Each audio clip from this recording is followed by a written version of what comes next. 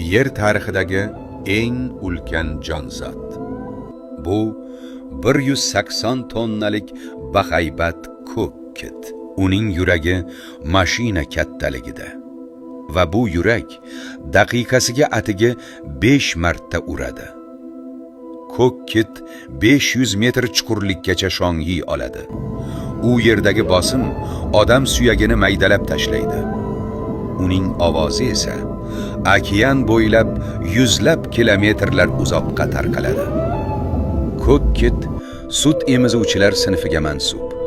U jabra bilan emas, o'pka bilan nafas oladi. Har bir nafasda o'pkasiga 2000 litrga yaqin havo sig'adi.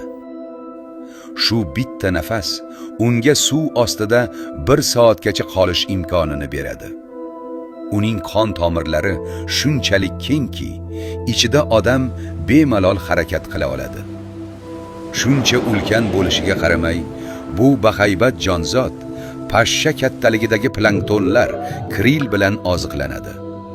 Bir kunda 4 tonnagacha. Ko'k kit 2-3 tonna vazndagi bolalarni dunyoga keltiradi va u boshqa suv temizuvchilar singari bolasini sut bilan boqadi.